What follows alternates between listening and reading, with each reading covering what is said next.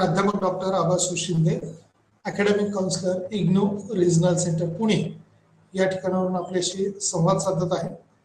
चा विषय जो आहे तो प्रिन्सिपल ऑफ मायक्रो इकॉनॉमिक्स 2 अर्थात सूक्ष्म अर्थशास्त्राचे तत्वे BECC 132 असा सब्जेक्ट कोर्स कोड आहे.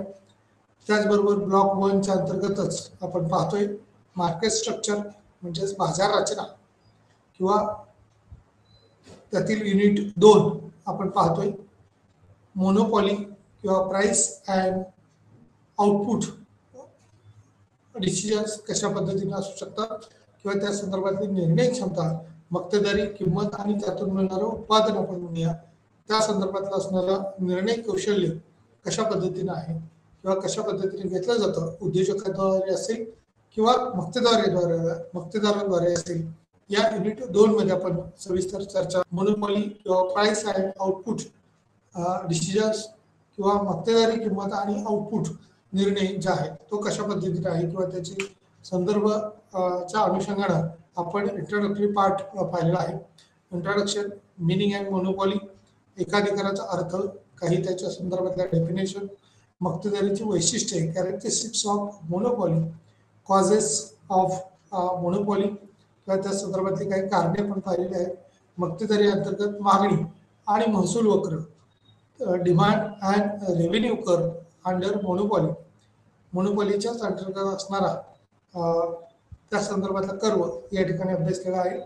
मक्तेदारी अंतर्गत AR, MR आणि किंमत लवचिकता यांच्यातील संबंध हा दर्शवलेला आहे. Relationship between AR, MR and price elasticity under monopoly किंवा मक्तेदारी फर्मचे समतोल, किंमत आणि आउटपुट निर्णय हे कशा पद्धतीने असतात. एकूण महसूल, एकूण खर्चाचा दृष्टिकोन, total revenue and revenue cost approach आहे तो कशा पद्धतीने आहे तो आपण डीप मध्ये आता पाहणार आहोत. सीमांत महसूल आणि सीमांत अप्रोच जो दृष्टिकोन आहे तो कशा पद्धतीचा आहे. मक्तेदारी अंतर्गत दीर्घकालीन समतोल, long run equilibrium under monopoly किंवा मक्तेदारीच्या संदर्भातला असणारा सर्व भाग या अनुषंगाने आपण त्याची डिटेलमध्ये माहिती पाहणार आहोत. त्याचबरोबर परिपूर्ण स्पर्धेसह मक्तेदारीची तुलना, त्यालाच comparison of monopoly with perfect competition असं म्हटलेलं आहे. मक्तेदारी अंतर्गत कार्यक्षमता आणि डेडवेट किंवा त्या अनुषंगाने असणारा लॉस अंडर मोनोपॉलीचं म्हटले. मक्तेदारी अंतर्गत किंमत, भेदभाव, त्याचे प्रकार आणि त्या संदर्भातली स्थिती किंवा price discrimination under monopoly, types and degrees हे दर्शवलेले आहे.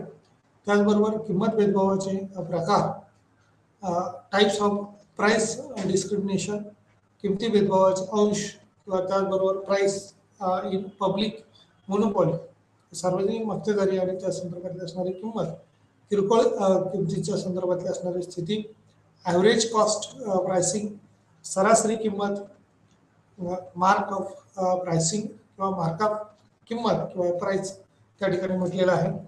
याच अनुषंगाने परिपूर्ण स्पर्धेच्या अंतर्गत मक्तेदारीची तुलना, मक्तेदारी अंतर्गत असणारी स्थिती हे आपण या ठिकाणी सविस्तरपणे पाहणार आहोत. एकाधिकाराचा अर्थ, मोनोपॉली, मोनो या शब्दाचा अर्थ मोनो म्हणजे एकाधिकार किंवा मालकी हक्क असणं, पॉली म्हणजे त्या अनुषंगाने या ज्यावरती असणारं कंट्रोल किंवा नियंत्रण आपण म्हणूया, पॉली हाऊस आता आपण म्हणतो तशा पद्धतीनं मोनोपॉली, मोनो म्हणजे त्याच्यावरती असणारा एकाधिकार आणि किंवा एखाद्या उत्पादनावरती, एखाद्या वस्तूवरती असणारा एकाधिकार किंवा अधिकारी असणारी, अधिकृत असणारी व्यक्ती किंवा संस्था असेल तर त्यांच्या त्या ठिकाणी मग व्यक्ती किंवा संस्था म्हणतो आपण त्यावेळेला एखाद्या वेळेला देशाचे सुद्धा एखादे उत्पादन असू शकतं की त्याच्यावर त्याचा मोनो किंवा एकल अधिकार असतो आणि तशा पद्धतीने त्यांचं नियंत्रण त्यावरती असणं म्हणजे त्याचा पुरवठा करावा का, त्याचा पुरवठा केला तर किती करावा किंवा त्याचं उत्पादन वाढवायचं असेल तर किती उत्पादन वाढवायचं या संदर्भातली निर्णय क्षमता ही मोनोपॉलीमध्ये मक्तेदाराकडेच असते किंवा त्या मोनोपॉलिस्टिक जो स्पर्धक किंवा म्हणजे बाजारपेठेत खरं तर उत्पादकाला स्पर्धकच नसतो आणि ग्राहक मात्र असंख्य असतात. त्याच अनुषंगाने त्याच्यावरचं कंट्रोल आणि नियंत्रण जे आहे ते बाजाराधीन किंवा बाजारपेठेच्या अनुषंगाने उत्पादन वाढेलच असं होत नाही परंतु त्याचे उत्पादनाचे नियंत्रण हे त्याच्याकडेच आहे आणि कधी उत्पादनाची विक्री करावी त्या अनुषंगाने ते निर्णय घेत असतात। याच्यातला काही भाग आपण अगोदर पाहिलेला आहे। मक्तेदारी कंपनीचा समतोल किंमत आणि आउटपुट निर्णय जो आहे तो कशा पद्धतीने आहे, मक्तेदारी अंतर्गत समतोल आणि किंमत निश्चिती करण्यासाठी दोन भिन्न परिस्थितीचे समाधान करणे आवश्यक असते। यामध्ये एक किरकोळ महसूल किरकोळ खर्च इतकाच असणे आवश्यक आहे। एमसी खाली एमआर कापलं पाहिजे किंवा त्या अनुषंगाने मायनस मध्ये गेलेलं एमआर जे आहे ती मार्जिनल रेव्हेन्यू आपण म्हणतो, मार्जिनल कॉस्ट असेल त्या अनुषंगाने। तथापि मक्तेदारी अंतर्गत समतोल किंमत निर्धारित करण्यासाठी दोन दृष्टिकोन आहेत। त्याच्यात एक आहे तो म्हणजे एकूण महसूल आणि एकूण खर्चाचा दृष्टिकोन, सीमांत महसूल आणि सीमांत खर्चाचा दृष्टिकोन, सीमांत महसूल आणि सीमांत खर्चाचा दृष्टिकोन या अनुषंगाने एकूण महसूल आणि एकूण खर्चाचा दृष्टिकोन यातील ही स्थिती जी आहे ती दर्शवलेली आपल्याला विशेष करून दिसून येते। एकूण महसूल आणि एकूण खर्चाचा दृष्टिकोन जो आहे, जेव्हा टी आर आणि टी सी मधील फरक जास्तीत जास्त असेल तेव्हा मक्तेदार हा जास्तीत जास्त नफा मिळवू शकतो। वेगवेगळ्या किमती निश्चित करून एक मक्तेदार टी आर आणि टी सी मधील फरक हा जास्तीत जास्त कुठे आहे हे शोधण्याचा प्रयत्न करतो। मग उत्पादनाची पातळी जी आहे ती जिथे मक्तेदार जास्तीत जास्त नफा कमावतो त्याला समतोल स्थिती असं म्हटलं जातं। हे चित्र 2.5 मध्ये फिगर्स मध्ये दर्शवलेलं आपल्याला पाहायला मिळते। यामध्ये आर टी पी किंवा आर पासून सी आणि डी किंवा सीई डी हा जो वक्र किंवा डावीकडून उजवीकडे टीपी वक्र जो गेलेला आहे तो अगदी आर पासून किंवा झिरोच्या खालच्या बाजूने म्हणजेच मायनस स्थितीवरून प्राइस जी आहे ती घटलेली प्राइस असताना सुद्धा त्यावरून त्या स्थितीत उत्पादन वाढवलं जातं आणि काही उत्पादनाचे नग किंवा क्वांटिटीज आपण म्हणूया ती बाजारपेठेपर्यंत पोहोचवली जाते। त्या अनुषंगाने टीपी वक्र जो आहे तो पुन्हा मायनसकडे आलेला दिसतोय। परंतु ओ पासून जो वक्र निर्माण झालेला आहे टी आर हा वाढत्या स्वरूपाचा आहे आणि कालांतराने तो किंवा काही विशिष्ट पातळीपर्यंत समतोल जो आहे तो ए या ठिकाणी समतोल साधलेला आहे। एन ही जी वक्र रेषा आहे किंवा समांतर रेषा दर्शवलेली आहे त्या अनुषंगाने या समांतर रेषेवरती आलेला वक्र रेषा दर्शवतो। त्याचबरोबर ओ पी आणि क्यू बी या अनुषंगाने ओ डी किंवा ओ सी क्यू डी या स्थितीत ही आउटपुट लाईन तयार झालेली असते किंवा त्या अनुषंगाने त्याची प्राइस लाईन ही वाढत्या स्वरूपात बदललेली दिसते। म्हणजेच टी आर आणि टी सी मधील फरक हा जास्तीत जास्त कुठे आहे हे शोधण्याचा प्रयत्न केला जातो। उत्पादनाची पातळी जिथे मक्तेदार हा जास्तीत जास्त नफा कमवतो त्याला समतोल स्थिती म्हणतात। त्याचबरोबर मक्तेदाराने स्पष्ट केलेली त्या अनुषंगाने असणारी स्थिती ही सुद्धा आपल्याला दिसून येऊ शकते। सीमांत महसूल आणि सीमांत खर्चाचा दृष्टिकोन हा सुद्धा विचार करण्याच्या अनुषंगाने फार महत्त्वाचा असतो। M C is equal to M R आणि एम सी ने एम आर त्या अनुषंगाने कमी करणे आवश्यक आहे। याच विश्लेषणानुसार समतोल किमतीचा अभ्यास हा दोन कालखंडात केला जातो। एक शॉर्ट रन म्हणजे अल्पकालीन असेल आणि दुसरा दीर्घकालीन असेल। याच अनुषंगाने मक्तेदारी अंतर्गत असणारा अल्पकालीन कालखंड किंवा समतोलाची स्थिती ही शक्यता तीन पातळ्यांमध्ये कशी बदललेली दिसते। सुपर सामान्य नफा किंवा सर्वसाधारण नफ्याची असणारी स्थिती, मग मक्तेदारांनी एसी पेक्षा जास्त किंमत ठरवली तर त्याला सुपर किंवा सुपर नॉर्मल नफा मिळणे असं म्हणतो। त्याचबरोबर मक्तेदार त्या स्तरापर्यंत उत्पादन करेल जिथे एम सी बरोबर एम आर ही मर्यादा समतोल उत्पादन पातळीला दर्शवते। त्याच अनुषंगाने ओ एक्स किंवा ओ क्यू आणि ए बी सी डी यावरती त्या ठिकाणी सुपर नॉर्मल प्रॉफिट जे आहे ते दर्शवलेलं आपल्याला दिसून येतं। या सुपर नॉर्मल प्रॉफिटच्या अनुषंगाने असणारी स्थिती कशा पद्धतीची आहे त्याच अनुषंगाने S M C S S C त्याचबरोबर हे दोन्ही वक्र डावीकडून उजवीकडे वरच्या बाजूला स्थानांतरित होत असताना किंवा जात असताना दिसतात। त्याचबरोबर ही जी प्राइस लाईन आहे किंमत रेषा जी आहे एम आर आणि ए आर ही डावीकडून उजवीकडे खाली उतरताना दिसून येते. त्यामुळे आउटपुट हे मिळणारं संतुलन बिंदूला हे निश्चितपणे नॉर्मल नफा किंवा सर्वसाधारण प्रॉफिट जो आहे तो दर्शवलेला आहे. तो डार्क कलरनी या ठिकाणी सूचित केलेला दिसून येतोय. ABCD या आयताकृतीमध्ये किंवा एक स्क्वेअर मधच्या अनुषंगाने तो नफा कसा पद्धतीचा असेल तो दर्शवलेला आहे.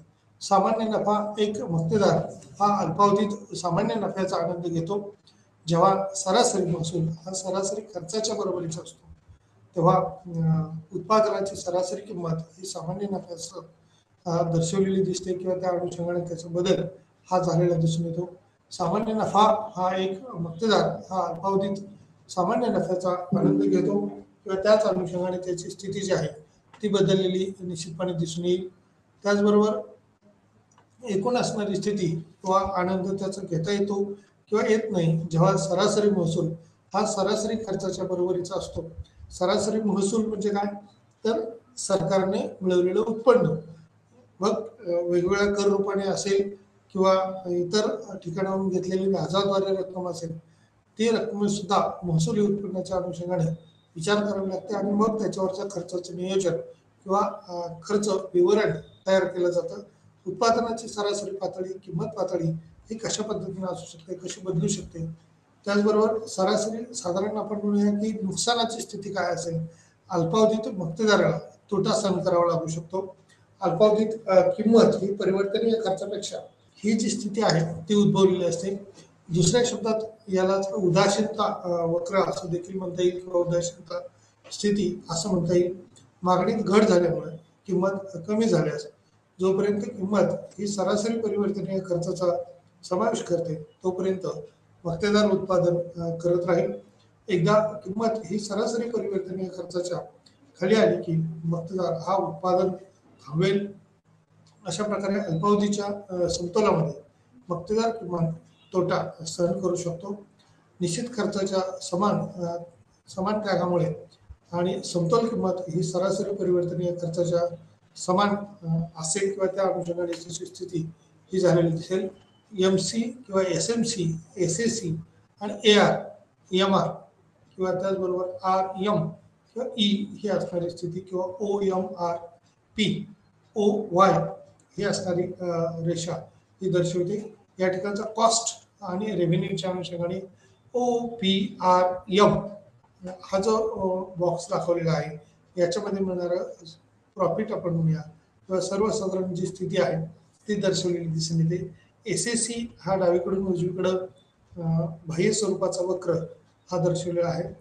डावीकडून उजवीकडे वरती जाणारा वक्र SMC आहे. MR आणि AR ह्या किंमत रेषाच्या आहेत त्या घटत्या स्वरूपात आपल्याला दिसून येत आहेत.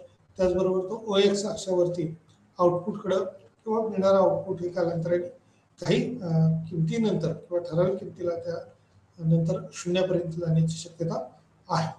त्याचबरोबर मक्तेदारी अंतर्गत दीर्घकालीन समतोल जो आहे तो निश्चितपणे फायदेशीर असतो. दीर्घकाळ हा कालावधी आहे ज्यामध्ये उत्पादनाचे घटक किंवा त्या अनुषंगाने असणारी स्थिती ही बदललेली आपल्याला दिसून येते. उत्पादन बदलले जाऊ शकते किंवा दुसऱ्या शब्दात त्याला सर्व परिवर्तनीय घटक हे बदलले जाऊ शकतात आणि मक्तेदार त्या वनस्पतीचा आकार निवडलेल्या जी विशिष्ट स्तराच्या मागणीसाठी सर्वात योग्य असेल किंवा उत्पादनाच्या त्या स्तरावर समतोल साधला जाऊ शकतो. जेथे दीर्घकालीन हा सीमांत खर्च किंवा किरकोळ खर्च महसूल हा दर्शवलेला आहे. त्याच अनुषंगाने दर्शवलेले असताना मक्तेदारी आणि त्या अंतर्गत असणारी स्थिती ही सुद्धा कशा पद्धतीची आहे किंवा किती कुठल्या स्थितीला असू शकते या संदर्भातल्या बाबी या दर्शवलेल्या आहेत. दीर्घकाळ हा कालावधी आहे ज्यामध्ये उत्पादनाचे घटक हे बदलून उत्पादन बदललेले जाऊ शकते किंवा दुसऱ्या शब्दात त्याला सर्व परिवर्तनीय घटक हे बदललेले जाऊ शकतात आणि मक्तेदार त्या वनस्पतीचा किंवा त्या उत्पादनाचा जो आकार आहे तो वाढवू शकतो, बदलू शकतो आणि त्याचा निश्चित फायदा हा अर्थव्यवस्थेच्या दृष्टीने होत असतो. सुपर नॉर्मल प्रॉफिट जो आहे तो कशा पद्धतीने किंवा MR आणि AR, LAC, LMC हे जे वक्र आहेत ते कशा पद्धतीने दर्शवलेले आहेत किंवा त्याचा वाढती स्थिती ही कशी असू शकते. सुपर नॉर्मल प्रॉफिट जे आहे ते जास्तीचा नफा कसा मिळवून देऊ शकतो, आउटपुट किंवा MR, LAC, LMC हा दीर्घकाळात कशा पद्धतीने असेल, तोही निश्चितपणे P1H हा सुपर नॉर्मल प्रॉफिट आहे. त्या अनुषंगाने उत्पादनात कॉस्ट आणि रेव्हेन्यूच्या अनुषंगाने तसं OX आउटपुट हे निश्चितपणे वाढू शकेल. इथं खरं तर आपल्याला जास्त विचार कंपॅरेटिव्ह स्टडी आपण म्हणूया, तुलनात्मक अभ्यास या ठिकाणी होणे अपेक्षित आहे. यात आउटपुट आणि किंमत किंवा पूर्ण स्पर्धेच्या अंतर्गत किंमत ही सरासरी किमतीच्या बरोबरीची असते, जी समतोल उत्पादनात ही किरकोळ खर्चाच्या बरोबरीची असते. मक्तेदारी अंतर्गत किंमत ही नेहमी किरकोळ खर्चापेक्षा जास्त असते. ती सरासरी किमतीपेक्षा कमी किंवा समान किंवा जास्त असू शकते. ही आउटपुट किंवा त्याच्या असणारी किंमत जी आहे ती कमी किंवा जास्त कधी असू शकते. तर अल्पकाळात हे शक्य होत नाही, परंतु दीर्घकाळामध्ये अशा पद्धतीचं प्रॉफिट मिळवणं किंवा त्याच्यावर प्राइस बेनिफिट मिळवणं आपण म्हणूया, सरासरी किमतीच्या पातळीत बदल करून त्या अनुषंगाने कशा स्थितीत बदल होईल, ती बदललेली स्थिती कशी असेल, त्या अवस्थेच्या अनुषंगाने किंमत पातळी आणि नेहमी किरकोळ खर्चापेक्षा जास्त असणारी ही स्थिती ही आपल्याला अनुभवायला मिळेल. किमतीपेक्षा कमी किंवा समान स्थिती जी आहे ती कशी होऊ शकते. आता इक्विलिब्रियम किंवा समतोल जो आहे तो आपण आउटपुट म्हणतो किंवा प्राइस त्या ठिकाणची विचारात घेतली, मिळणारं प्रॉफिट आपण विचारात घेतो. तशा पद्धतीनं equilibrium both under perfect competition and monopoly equilibrium is possible only when MR is equal to MC and EMC, म्हणजे MC cuts at MR curve from below. म्हणजे आकृतीच्या सहाय्याने किंवा डायग्राम मध्ये आपल्याला हा समतोलाची स्थिती जी आहे ती दिसणार आहे. त्या अनुषंगाने MR बरोबर MC असेल त्याच वेळेला हा समतोल हा घडून येत असतो किंवा दिसून येणारा असतो. त्याचबरोबर प्रवेश, त्या बाजारपेठेतला प्रवेशाच्या अनुषंगाने ज्या वेळेला आपण विचार करतो, पूर्ण स्पर्धेच्या अंतर्गत उद्योगात कंपन्यांच्या प्रवेशावर किंवा बाहेर पडण्यावर कोणतेही निर्बंध नाहीत. सध्या मक्तेदारी अंतर्गत कंपन्यांच्या प्रवेश आणि बाहेर पडण्यासाठी मजबूत अडथळे आहेत. त्याचबरोबर त्या अनुषंगाने पूर्ण स्पर्धा किंवा त्या अंतर्गत असणारी स्थिती ही दिसून येऊ शकते. अंतर्गत उद्योगात कंपन्यांच्या प्रवेशावर किंवा बाहेर पडण्यावर त्याच्या कोणत्याही प्रकारचे निर्बंध हे जास्त नसतात किंवा त्या अनुषंगाने असणारी स्थिती ही देखील बदललेली दिसते. बाहेर पडण्यावर कोणतेही निर्बंध नाहीत किंवा त्या अनुषंगाने कशा पद्धतीने ही स्थिती येऊ शकते. मक्तेदारी अंतर्गत कंपन्यांचा प्रवेश आणि बाहेर पडण्याची स्थितीत ही बदल होऊ शकतो का, किती बदल होऊ शकतो, भेदभाव किंवा त्याचे असणारे अडथळे हे कशा पद्धतीचे असतात. मक्तेदारी अंतर्गत मक्तेदार खरेदीदारांच्या वेगवेगळ्या गटाकडून वेगवेगळ्या किमती आकारू शकतो, परंतु पूर्ण स्पर्धात्मक बाजारपेठेत ते व्याख्येनुसार त्या अनुपस्थितीत आहे किंवा आम्ही विभाग त्याचा जो आहे तो दर्शवलेला आहे. मक्तेदारीद्वारा किमतीतील भेदभावाची चर्चा करून त्या ठिकाणी त्याचा स्थिती काय आहे त्याच अनुषंगाने तो मक्तेदार आपलं उत्पादन किंवा आपला निर्णय हा घेत असतो. त्यामुळे प्रॉफिटच्या अनुषंगाने असेल, नफा कशा पद्धतीने मिळेल तोही या ठिकाणी दर्शवलेला आपल्याला भाग दिसून येत आहे. त्याचबरोबर मागणीच्या अनुषंगाने जशा पद्धतीने प्रॉफिट आहे तशा पद्धतीनं डिमांड साईड वक्र जर आपण पाहिला तर पूर्ण स्पर्धेअंतर्गत मागणी वक्र उत्तम प्रकारे लवचिक आहे. हे मोठ्या संख्येने कंपन्यांच्या अस्तित्वामुळे दिसून येत असतो किंवा उत्पादनाची किंमत ही उद्योगाद्वारे ठरवली जाते आणि प्रत्येक फर्मला ती किंमत ही स्वीकारावी लागते. कारण मक्तेदारांनी निश्चित केलेली किंमत ही कोणत्याही उद्योगधंद्याला किंवा उद्योगाला त्या फर्म सेक्टर आणि इंडस्ट्रियल सेक्टर आपण म्हणतो त्यावेळेला ती उद्योग संस्था असेल आणि कुटुंब संस्था असेल, म्हणजे कोणताही ग्राहक म्हणून आपण ज्या वेळेला कुटुंब संस्थांचा विचार करतो त्यावेळेला त्यांच्याकडून उपभोगासाठी घेतलेल्या ज्या काही वस्तू असतील त्याला निश्चित झालेली किंमत ही मक्तेदाराकडून ही निश्चित असते. त्याच्यामुळे त्याच्यात कोणत्याही प्रकारचा बदल होत नाही. त्यामुळे उत्पादनाची किंमत ही उद्योगाद्वारे ठरवली जाते आणि प्रत्येक फर्मला ती किंमत ही स्वीकारावी लागते. The other hand under monopoly average revenue curve slope downward AR and MR curves are separate from each other. Price is determined by the monopolistic competition. या ठिकाणी मक्तेदारीयुक्त स्पर्धा जी आहे किंवा मोनोपॉली जी आहे ती इथं कॉन्स्टंट परफेक्ट कॉम्पिटिशन जे आता असेल म्हणजे पूर्ण स्पर्धेत असंख्य ग्राहक आहेत त्यामुळे आउटपुटच्या अनुषंगाने जी किंमत आहे ती जास्त बदलता येत नाही। त्याच किमतीला वस्तू आपली विक्री करणं अपेक्षित असतं, त्या अनुषंगाने किमतीत फारसा बदल होऊ शकत नाही, परंतु मक्तेदारीमध्ये किमतीमध्ये बदल केला जाऊ शकतो। अतिउच्च किंमत किंवा अगदी एका नगाला हवी तेवढी किंमत मक्तेदार आकारू शकतो। या ठिकाणचा ओपी वक्र जो आहे आणि पीपी हा वक्र जो आहे, एआर आणि एमआर रेषा ही इक्वल आहे किंवा समान आहे, त्याच्यामध्ये कोणत्याही प्रकारचा बदल होत नाही। मार्जिनल आणि ॲव्हरेजच्या अनुषंगाने परफेक्ट कॉम्पिटिशनमध्ये इथं बदललेली स्थिती दिसत नाही, परंतु मोनोपॉलिस्टिक कॉम्पिटिशनमध्ये एमआर आणि एआर जो आहे तो मोठ्या प्रमाणावर याच्यात बदल झालेला आहे। या ॲव्हरेज रेव्हेन्यूमध्ये आणि कर्व स्लोप डाऊन जो आहे तो दर्शवलेला आहे। एमआर मध्ये curve and separate from each other price is determined by the monopolistic competition जे आहे ते दर्शवलेलं आहे। या अनुषंगाने कंपनीचे काही उद्दिष्ट किंवा कंपनीने काही निर्धारित केलेले घटक आपण जर पाहिले तर कंपनीचे उद्दिष्ट ही परिपूर्ण स्पर्धा किंवा पूर्ण स्पर्धा आणि मक्तेदारी अंतर्गत असणारी कंपनीचा नफा ही जास्तीत जास्त कसा असू शकेल, किती वाढवता येऊ शकतो, त्या दृष्टीनं त्याचे उद्दिष्ट आहेत। ज्या फर्मचा नफा वाढवण्याचा उद्देश असतो तिला तर्कसंगत फर्म म्हणून ओळखले जाते। किमतीची तुलना त्या ठिकाणी केलेली आहे। कंपनीचे उद्दिष्ट हे जरी असलं म्हणजे सर्व ठिकाणी आपण नियंत्रित ठेवणं किंवा नियंत्रण ठेवणं, मग बाजारपेठेच्या किमतीच्या अनुषंगाने असेल, पुरवठ्याच्या अनुषंगाने असेल, मिळवणाऱ्या नफ्याच्या अनुषंगाने असेल, मक्तेदार हा आपला स्वतःकडे याचे नियंत्रण ठेवत असतो आणि किमतीची तुलना किंवा प्राइसच्या संदर्भात परफेक्ट कॉम्पिटिशनमध्ये होईल, परंतु मक्तेदारीमध्ये अशा पद्धतीची तुलना करणं हे कठीण असतं। त्यामुळे मक्तेदारी किंमत ही पूर्ण स्पर्धा किमतीपेक्षा जास्त ही निश्चितपणे असते। दीर्घ कालावधीत पूर्ण स्पर्धेच्या अंतर्गत किमती ह्या सरासरी किमतीच्या बरोबरीच्या असू शकते किंवा त्या अनुषंगाने तसे बदल हे झालेले दिसतात। MCAC त्याचबरोबर AR आणि MR जे पाठीमाग कर्व दाखवला होता त्या अनुषंगाने पूर्ण स्पर्धेची असणारी स्थिती P1 OP1 आणि AR is equal to MR, म्हणजे AR बरोबर MR आहे आणि आउटपुट जे आहे OX अक्षावरती दर्शवलेलं आहे।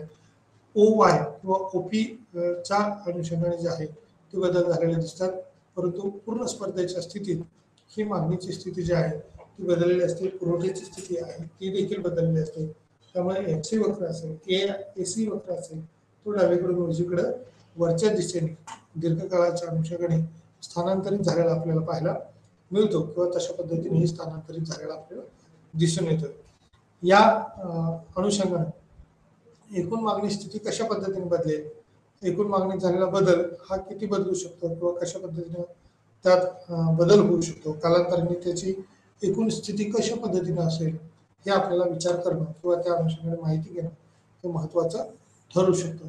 दीर्घकाळात किमतीच्या अनुषंगाने किंवा त्याची असणारी तुलना करता कोणत्या स्थितीत बदल होईल, किती बदल होऊ शकतो, त्याच बरोबर मागणीची स्थिती बदललेली असेल, परंतु या मागणी स्थितीच्या अनुषंगाने झालेला बदल हा किती असू शकेल।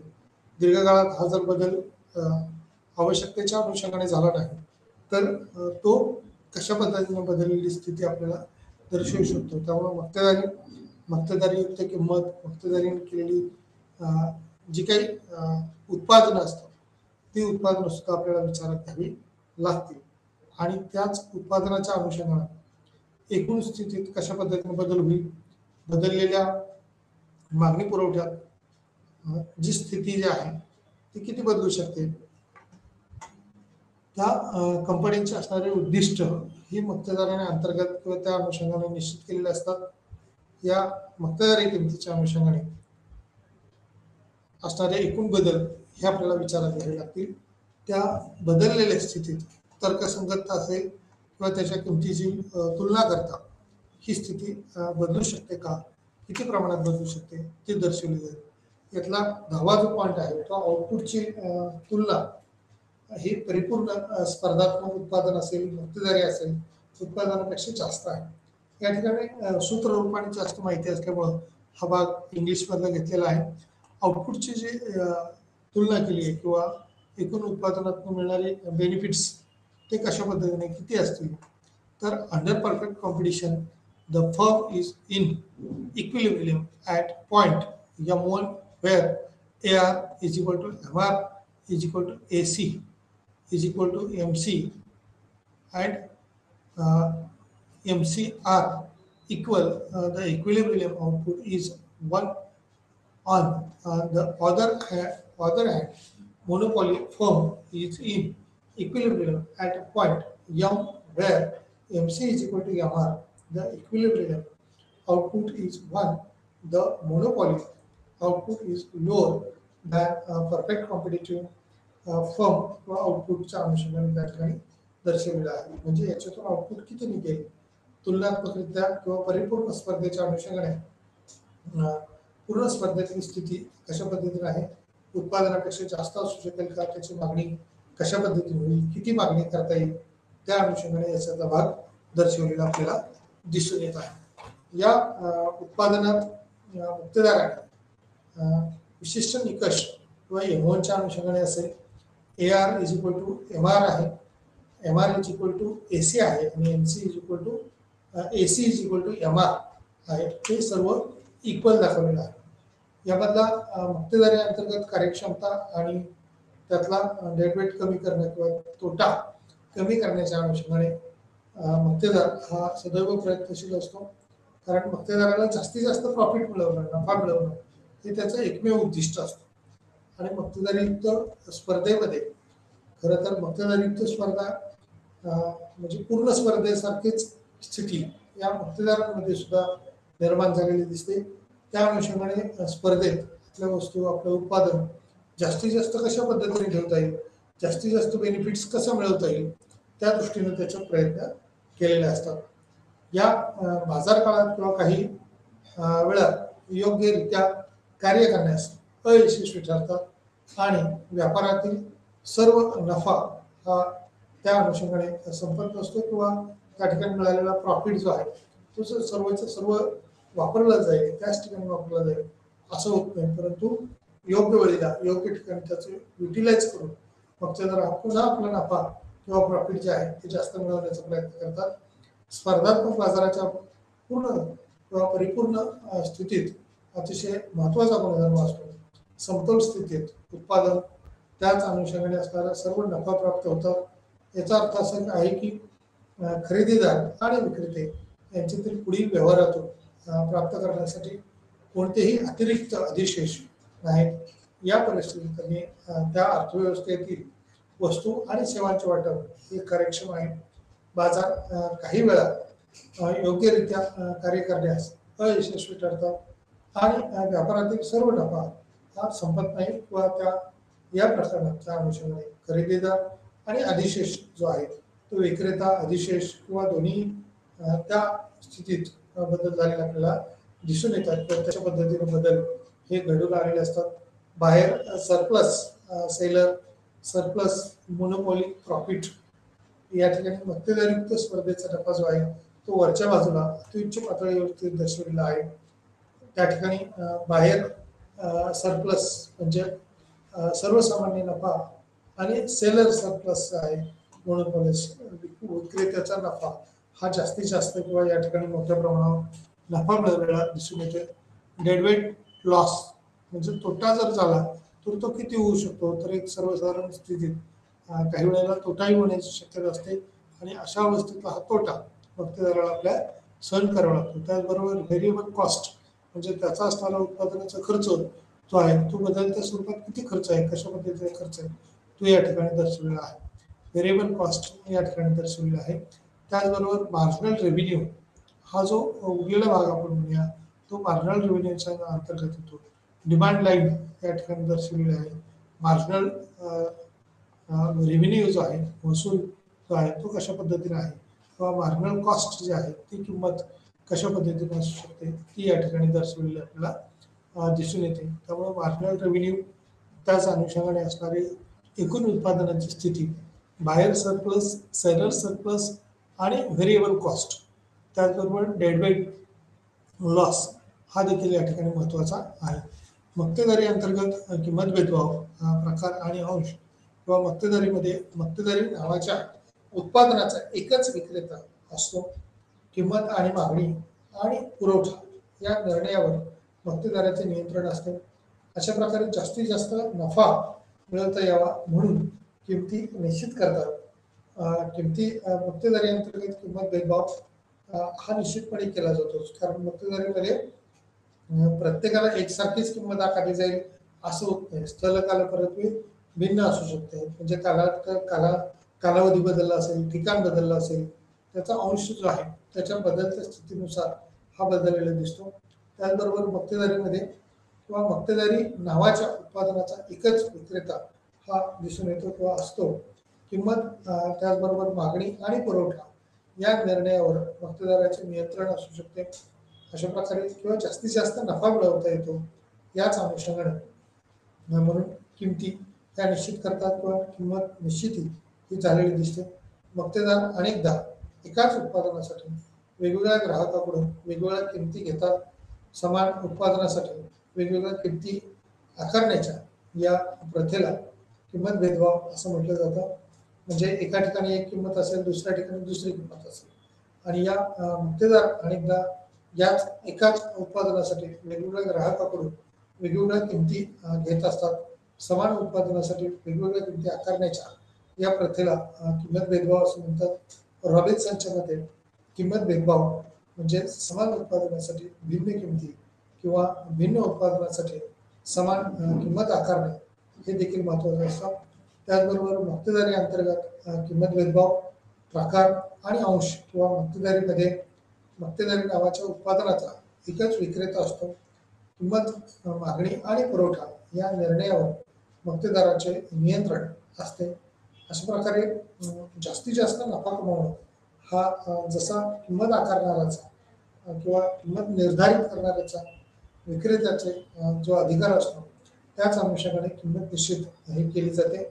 मक्तेदार हा अनेकदा एकाच उत्पादनासाठी वेगवेगळ्या ग्राहकाकडून, म्हणजे पुण्यामध्ये कदाचित म्हणजे महाराष्ट्रात एक किंमत असेल, दिल्लीमध्ये एक किंमत असेल, कदाचित तेच उत्पादन असेल, ट्रान्सपोर्टिंग कॉस्ट असेल वेगवेगळी, त्यामुळे कदाचित किंमत जास्त आकारली जात असेल. त्याचबरोबर डम्पिंग किंवा त्या ठिकाणची असणारी जी स्थिती आपण म्हणूया मोनोपॉलीची ती बदललेली असल्यामुळे यात बदल घडून येतो आणि मक्तेदार हा अनेकदा एकाच उत्पादनासाठी वेगवेगळ्या ग्राहकाकडून वेगवेगळी किंमत ही आकारत असतो.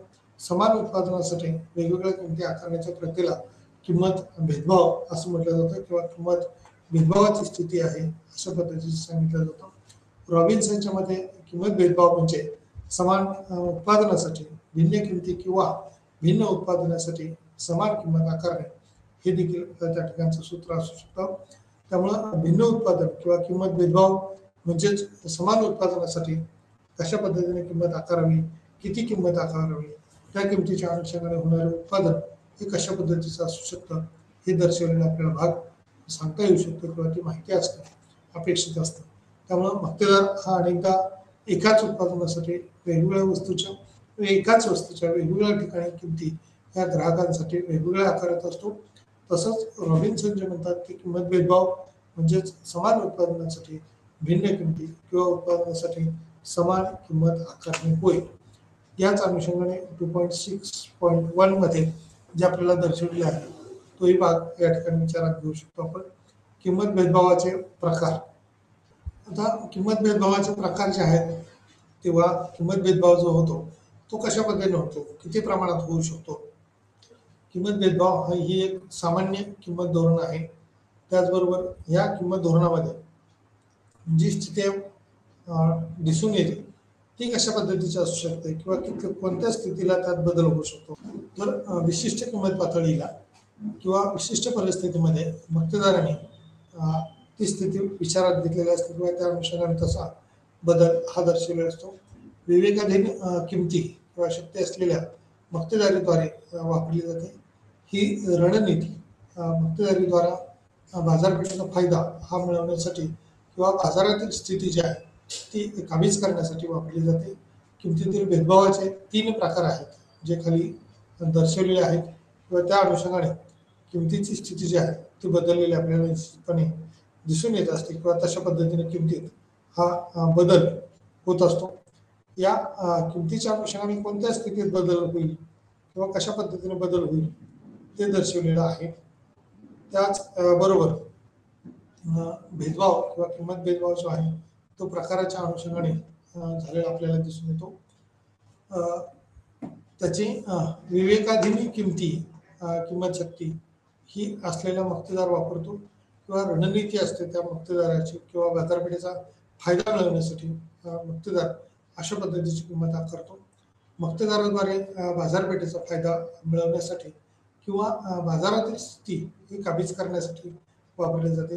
किमतीतील भेदभावाचे 3 प्रकार आहेत जे दर्शवलेले आहेत. एक पर्सनल त्या ठिकाणचा तोटा असू शकतो, जॉग्राफिकल तोटा असू शकतो, on the basis of use.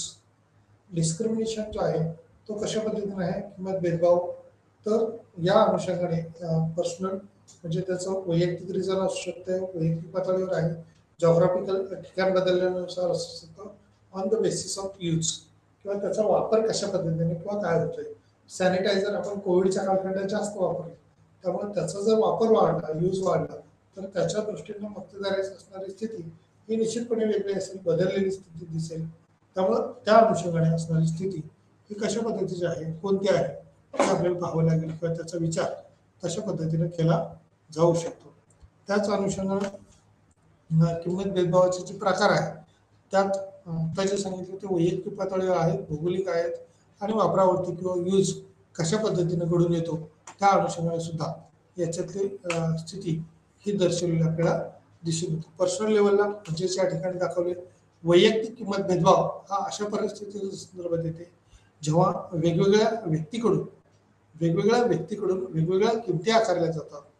म्हणजे एखाद्या वस्तूच्या संदर्भात वेगवेगळे विक्रेते असतात त्यावेळेला त्याची किंमत ही वेगवेगळी आकारलेली असते, कमी असेल किंवा जास्त असेल. म्हणजे एखाद्या वेळेला मक्तेदार आपण असं म्हणूया की एखाद्या एरियामध्ये एकच डॉक्टर आहे आणि एखाद्या डॉक्टरने ती सेवा गरिबासाठी दिली त्यावेळेला ती कमी किमतीत दिलेली असते. श्रीमंत रुग्णाकडून ही घेतलेली सेवा किंवा श्रीमंत रुग्णासाठी दिलेली सेवा या अधिकच्या शुल्कासाठी दिलेली असेल. कदाचित त्याच्यातल्या असणाऱ्या फॅसिलिटीज ह्या सारख्या असतील तरी देखील त्या ठिकाणचा डॉक्टर अशा पद्धतीची किंमत किंवा किंमत भेदभाव हा करू शकतो. तो त्याचा वैयक्तिक दृष्टिकोन असू शकतो किंवा वैयक्तिक त्याचा तो निर्णय असू शकतो. त्यामुळे बाजारपेठेला अनुसरूनच असेल असं नाही किंवा पूर्ण स्पर्धेची बाजारपेठेत कारण पर्याय कुणाकडे जातील त्याच्याविषयी त्या डॉक्टरांचं असणारं वैयक्तिक स्किल कौशल्य त्या अनुषंगानं तो ती किंमत आकारू शकतो.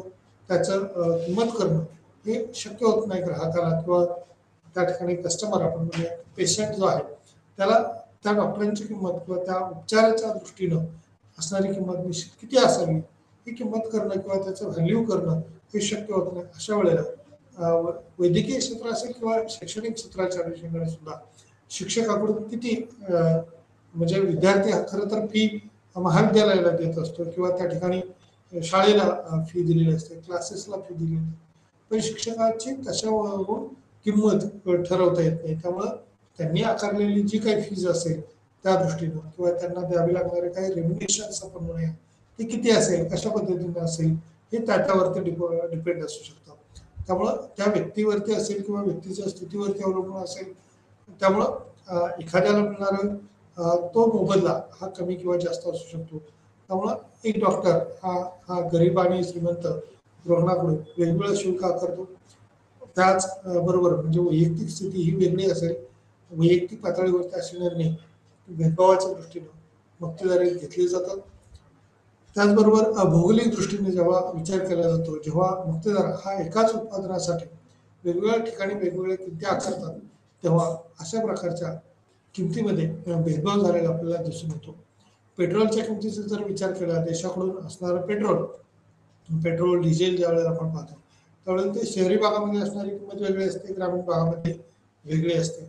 उत्पादन म्हणजे इतर अनेक उत्पादनाच्या बाबतीत भौगोलिक स्थान ज्या वेळेला बदलतं त्यावेळेला त्या उत्पादनाची किंमत ही कदाचित वाहतूक खर्चामुळे असेल किंवा इतर सरकारी यंत्रणेच्या अनुषंगाने असेल काही कारणाने, परंतु भौगोलिक स्थितीच्या अनुषंगाने देखील किमतीमध्ये तशा पद्धतीने बदल होत असतो. म्हणजे साध्या लेवलला किंवा सिंपल लेवलला जर आपण विचार केला तर नॉर्मली एखादी गोष्ट हॉटेलिंग आपण जर पाहिलं तर त्या एरियामध्ये मिळणारं जे का हॉटेल मधलं फूडच असेल किंवा अन्न असेल तेच फूड हे पर्यटन स्थळाच्या ठिकाणाला आपल्याला कॉस्टली असते किंवा नॅशनल हायवेच्या ठिकाणाला जर पाहिलं तर त्याची किंमत ही जास्त आकारलेली असते. त्यामुळे भौगोलिक दृष्टीनं जेव्हा मक्तेदार हा एकाच उत्पादनासाठी वेगवेगळ्या ठिकाणी वेगवेगळ्या किमती आकारतात तेव्हा अशा प्रकारच्या किमतीमध्ये भेदभाव होतो. त्याच वापरावरून किंवा आधारावरून जेव्हा उत्पादनाच्या वापरानुसार वेगवेगळ्या किमती आकारल्या जातात तेव्हा अशा प्रकारच्या किमतीमध्ये भेदभाव होतो. उदाहरणार्थ वीज पुरवठा मंडळ जे आहे किंवा विजेच्या घरगुती वापरासाठी वापरावरून देखील याच्यात बदल झालेला असतो. यूजनुसार म्हणजे ठिकाणानुसार मक्तेदार आपली किंमत बदलू शकतो. त्याचबरोबर त्याचा वापर जो आहे तो वापरावरून सुद्धा म्हणजे वीज ग्राहक की जे काही शासनाकडून आपल्याला वीज पुरवठा केला जातो त्या वीज ग्राहक हा वीज म्हणजे व्यवसायासाठी जर वापरलेला असेल तर त्याचा कमर्शियल यूज आहे म्हणून किंमत ही जास्त आकारलेली असते. कमर्शियल यूजसाठी विजेची किंमत जास्त असते. कमर्शियल वापरासाठी विजेचा दर हा जास्त असतो. तसा फॅमिली किंवा कुटुंबासाठी आपण ज्यावेळेला वीज वापरतो घरगुती वीज वापर असतो त्यावेळेला त्याचे विजेचा दर हा कमी असतो. त्याच पद्धतीने गॅसचा सुद्धा विचार जर केला तर वापरानुसार त्याची किंमत ही वेगवेगळी असू शकते. म्हणजे गॅस हा हॉटेल व्यवसायासाठी वापरला असेल किंवा इतर कार्यासाठी वापरलेला असेल तर त्यावेळेला त्या गॅसची किंमत ही जास्त असते. त्याचबरोबर कुटुंबासाठी किंवा घरगुती वापरासाठी गॅस आपण ज्या वेळेला वापरतो त्यावेळेला त्याची किंमत ही कमी असते किंवा त्याला काही सबसिडीज अनुदान हे दिलेलं असतं. त्यामुळं भौगोलिक दृष्टीनं वापराच्या आधारावर असेल किंवा भौगोलिक स्थितीच्या आधारावरती असेल वैयक्तिक वापराच्या अनुषंगाने असेल किंवा वैयक्तिक दृष्टीनं मुक्तेदार हा आपली किंमत त्या ठिकाणी निश्चित करत असतो. त्यामुळं वैयक्तिकच्या अनुषंगाने असणारा भेदभाव भौगोलिक दृष्टीने असणारा भेदभाव वापराच्या आधारावरती होणारा भेदभाव याला किंमत भेदभावाचे प्रकार असं म्हटलं जातं किंवा या 3 प्रकारे किंमत भेदभाव केलेला आपल्याला दिसून येतो. किंमत भेदभावाचे अंश किंवा किंमत भेदभाव कशा पद्धतीने डिक्लेअर आपण म्हणू शकतो तर प्रथम पदवी किंमत भेदभाव फर्स्ट डिग्री प्राइस डिस्क्रिमिनेशन किंवा प्रथमदर्शनी जो भेदभाव आहे किमतीच्या संदर्भात तो कशा पद्धतीने होतो. किमतीतील भेदभावाचा संदर्भ देतो ज्यामध्ये मक्तेदार हा प्रत्येक खरेदीदार द्यायला तयार असलेली कमाल किंमत कमीत कमी किंमत किंवा कमाल आपण म्हणूया किमान आणि कमालमध्ये जास्तीत जास्त किंमत आकारण्याचा प्रयत्न करत असतो. याला पूर्ण किंमत भेदभाव असेही म्हणतात कारण यात ग्राहकाचे जास्तीत जास्त शोषण होते. या किमतीच्या म्हणजे प्रथम डिग्री किंवा फर्स्ट डिग्री प्राइस डिस्क्रिमिनेशन प्रथम पदवी किंमत भेदभाव असं म्हटलं आहे. डिग्रीच्या अनुषंगाने किंवा प्रथमचा भेदभाव जो आहे त्याच्यात मक्तेदाराकडून जास्तीत जास्त किंमत आकारली जाते आणि जास्तीत जास्त त्या ग्राहकाच्या म्हणून फसवणूक झालेली आपल्याला त्या ठिकाणी दिसून येते किंवा त्याची फसवणूक ही त्या ठिकाणी अगदी सुस्पष्ट पद्धतीने झालेली दिसून येते. या किमतीच्या भेदभावामध्ये ग्राहक कोणत्याही उपभोग्य अतिरिक्त उपभोग घेण्यास अपयशी ठरतात. प्रथम पदवीचा अभ्यास केला असता किंवा त्या अनुषंगाने असणारे डॉक्टर त्याची केलेली स्थिती ही त्या ठिकाणी यावरून दिसून येऊ शकते. त्यामुळे प्रथम पदवीचा किंवा किंमत भेदभाव हा देखील त्या ठिकाणचा महत्त्वाचा भाग आहे.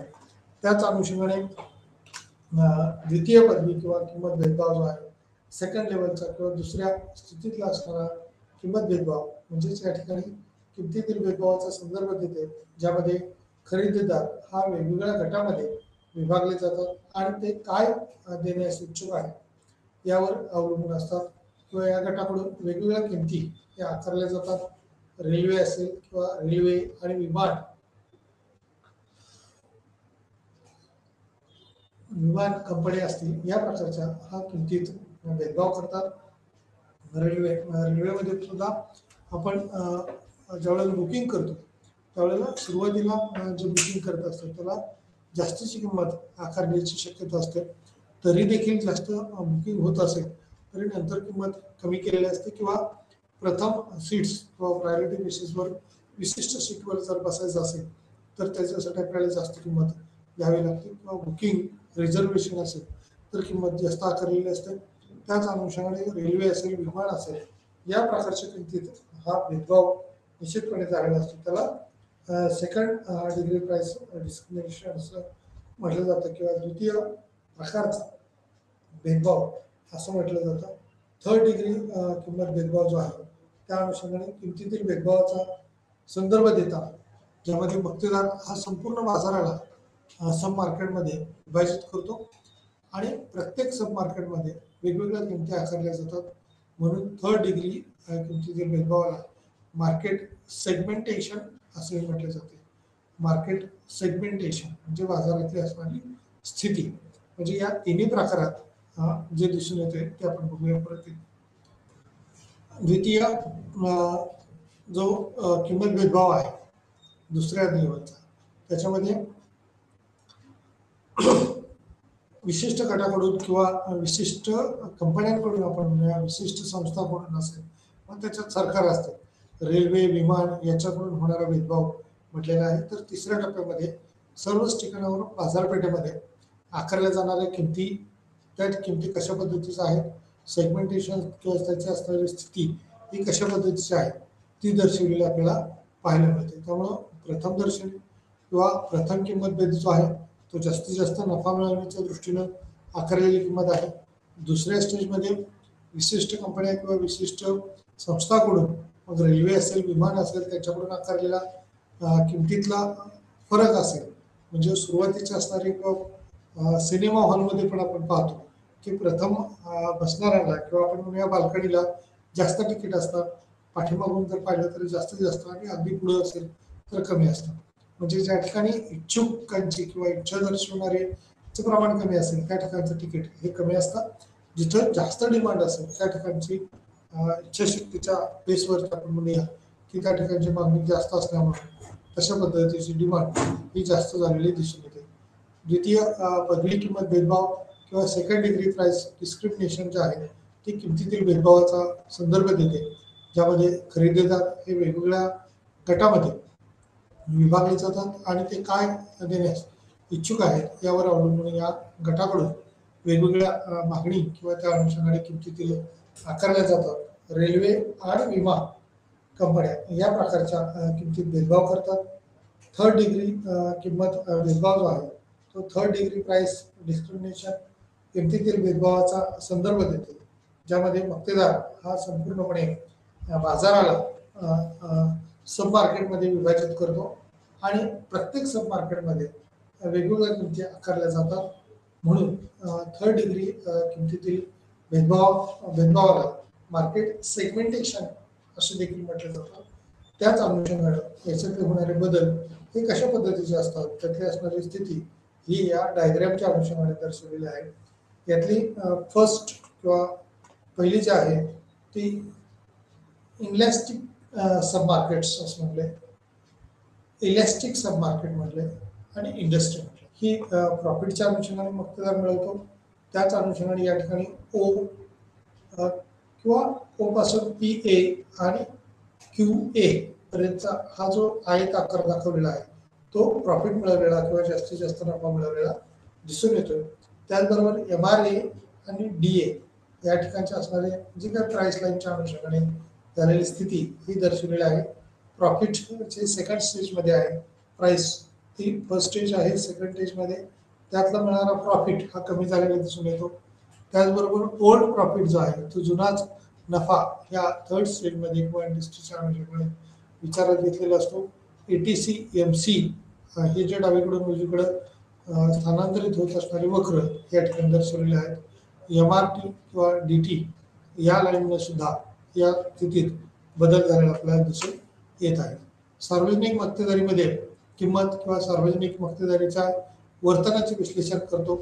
त्याचबरोबर सरकारच्या मालकीची असणारी आणि नियंत्रित फर्म ही सार्वजनिक मक्तेदारीची उद्दिष्ट अधिक उत्पादन प्रदान करणे असेल आणि कमी किंमत आकारणे असेल या अनुषंगाने देखील जेणेकरून लोकांचे कल्याण हे झालेले दिसून येते.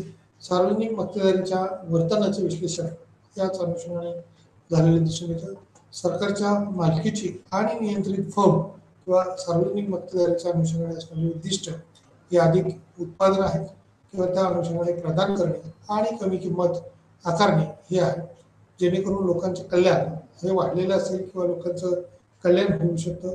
सार्वजनिक कल्याणाच्या अनुषंगाने किंवा सार्वजनिक कल्याणाची स्थिती ही कशा पद्धतीने असेल, किती प्रकारची असू शकते, या अनुषंगाने सुद्धा त्यातला भाग हा विचारात घेतला जाऊ शकतो.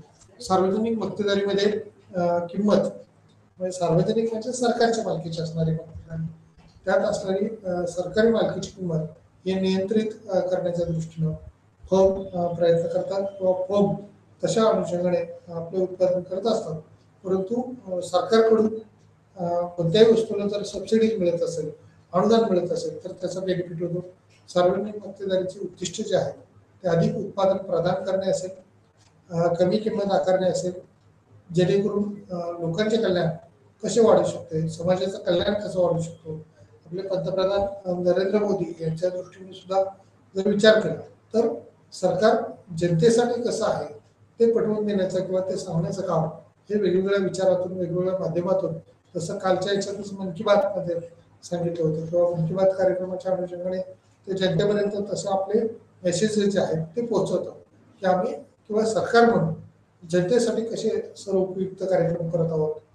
त्या दृष्टीनं म्हणजे मक्तेदारी एक प्रकारे आपली कशी आणता येईल या दृष्टीने ते प्रयत्न जरी करत असतात. म्हणजे कोणतेही सरकार असलं, म्हणजे राज्यात असेल, केंद्रात असेल, तर अधिक उद्दिष्ट अधिक उत्पादन प्राप्त करणे, त्याचबरोबर कमी किंमत आकारणे या दृष्टीने देखील प्रयत्न करत असतात. परंतु जेणेकरून लोकांचे कल्याण हे जास्त झालेलं आहे अशा पद्धतीचं दर्शवण्याचं कार्य देखील यातून होत असतो. या उपक्रमाच्या द्वारे इष्टतम किंमत आणि आउटपुट निर्णय नफा किंवा विक्री वाढवण्याच्या तत्वावर हे आधारित आहे, जेणेकरून जर नुकसान होणार नाही किंवा जास्तीत जास्त कल्याणावर आधारित विचार करता येऊ शकतो, त्याच्यावरती विशिष्ट भर दिला जाऊ शकतो. त्यामुळे सार्वजनिक मक्तेदारीच्या वर्तनाचे विश्लेषण याच्यामध्ये निश्चित केलेलं असतं.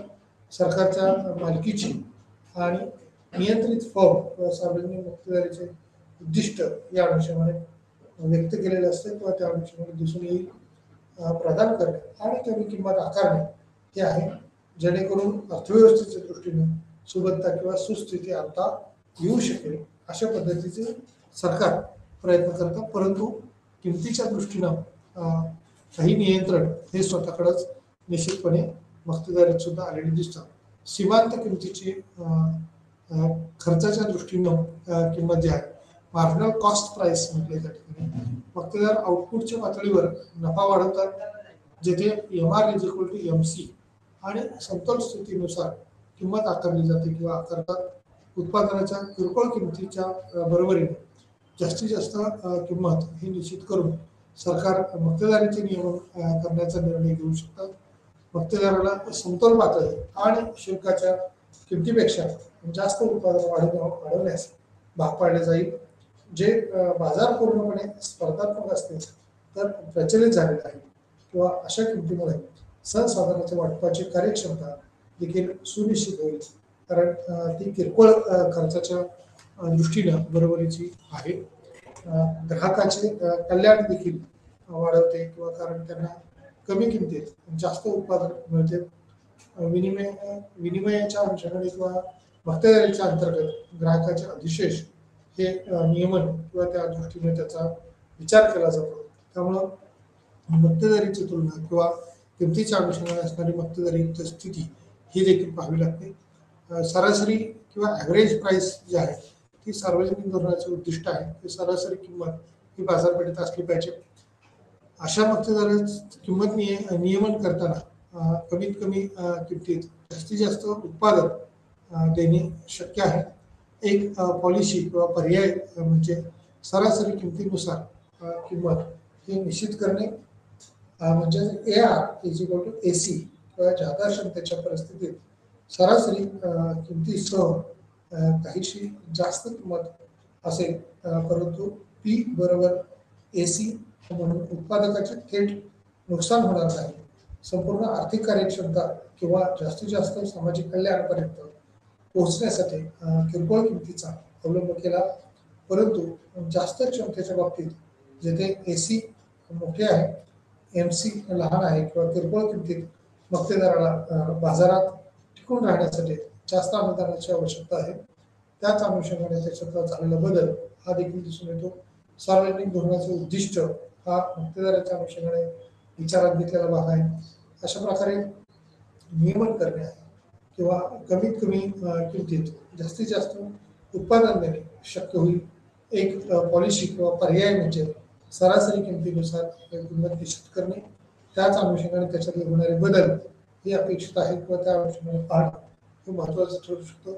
जादा क्षमतेच्या परिस्थितीत सरासरी किमतीसह काहीशी जास्त असणारी किंमत हे असेल तर पी बरोबर एसी म्हणून उत्पादकाचे थेट नुकसान होणार नाही किंवा प्रोड्युसर जो आहे तो जास्तीत जास्त तोटा होईल याचा विचार कधीही करत नाही, किंवा झाला तर तोटा तो कशा पद्धतीने कव्हर करता येईल. संपूर्ण आर्थिक कार्यक्षमता किंवा जास्तीत जास्त सामाजिक कल्याणापर्यंत पोहोचण्यासाठी किरकोळ किमतीचा देखील विचार केला जातो, परंतु जास्त क्षमतेच्या बाबतीत जेथे एसी, एमसी आणि किरकोळ किमतीत मक्तेदाराला बाजारात टिकून राहण्यासाठी जास्त अनुदानाची आवश्यकता असते, किंवा या अनुदानाच्या अनुषंगाने कशी वाढ करता येईल, किती बदल करता येईल ते पाहणं महत्त्वाचं ठरेल. सरासरी किंमत, सार्वजनिक धोरणाचे उद्दिष्ट किंवा मक्तेदारीचे असणारे वेगवेगळे भाग, त्या दृष्टीनं किमतीत जास्तीत जास्त उत्पादन देणे शक्य होईल. एक पॉलिसी किंवा पर्याय म्हणजे सरासरी किमतीनुसार किंमत निश्चित करणे, म्हणजेच AR बरोबर AC. जादा क्षमतेच्या परिस्थितीत सरासरी किमतीसह मक्तेदारीसह काहीशी जास्त किंमत असेल तर P बरोबर AC म्हणून उत्पादकाचे थेट नुकसान होणार नाही याची दक्षता त्या ठिकाणी घेतली जाते, किंवा मार्कअप म्हणजे त्याची किंमत कशा पद्धतीने केली जाते, किंमत स्टेट कशी विचारात घेतली जाते. वास्तविक जीवनात किमती ह्या किरकोळ विश्लेषणाद्वारे, उदाहरणार्थ किरकोळ महसूल आणि किरकोळ खर्च संकल्पनाचा वापर करून निश्चित केले जातात. एक पर्यायी दृष्टिकोन म्हणजे सरासरी किमतीच्या तत्वानुसार किंमत ही निश्चित केली जाते. सरासरी प्राइस काय असेल, P is equal to AVC plus GM. या ठिकाणी where P is the price, AVC is the average variable cost and GPM is the gross profit marginal which include average fixed cost. कन्क्लुजनच्या अनुषंगाने आपण मागच्या याच्यात जरी जसं पाहिलं तसं मक्तेदारी ही एक बाजार रचना आहे ज्यामध्ये मोठ्या संख्येने खरेदीदारासह एकच विक्रेता असतो. मक्तेदारीचे गृहीतक आहेत, एकल फर्म, कोणतेही जवळच्या त्याला पर्याय नसतो आणि नफा जास्तीत जास्त कमवणं, नफा मिळवणं हे प्रत्येक मक्तेदाराचं उद्दिष्ट असतं. किमतीचा निर्माता हा मक्तेदार असतो, त्यामुळे प्रॉफिट कमवणं हे मक्तेदाराच्या दृष्टीने महत्त्वाचं ठरू शकतं. या ठिकाणी आपण थांबूया. धन्यवाद. थँक्यू.